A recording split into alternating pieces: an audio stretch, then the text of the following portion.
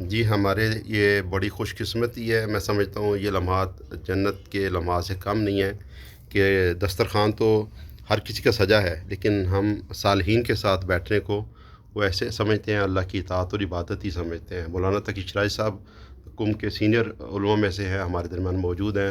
مولانا ملک مظہر صاحب تشریف فرما ہے اور یہ انہوں نے پی ایچ ڈی کی ہے اور ہمارے درمیان موجود ہیں۔ ہمیں کم المقدسہ شہر کے اندر دعوت پہ بلایا ہے اور ہمارے ساتھ بھی موجود ہیں۔ تو ضامن بھائی کیا آپ محسوس کر رہے ہیں، کیا کہتے ہیں؟ بہت اچھا محسوس کر رہا ہوں۔ سب سے پہلے شکر گزار ہیں ہم قبلہ کے ڈاکٹر مولانا ملک مظہر صاحب کہ انہوں نے ہمیں اپنی دعوت میں اپنے گھر میں مدعو کیا۔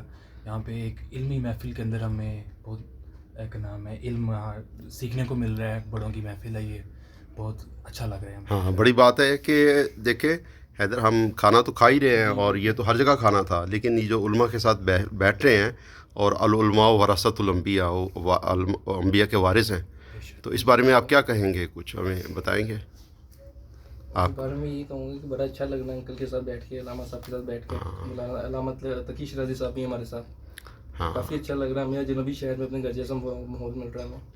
ہاں جی، یہ کہ اللہ تعالیٰ ان کی اطاعت، عبادات، توفیقات میں اضافہ فرمائے، ان کا سایہ ہم سب کے سروں پہ قائم و دائم رکھے اور ہم سب کا خاتمہ بالایمان ہو، محمد و آل محمد کی شفاعت ہم سب کو نصیب ہو۔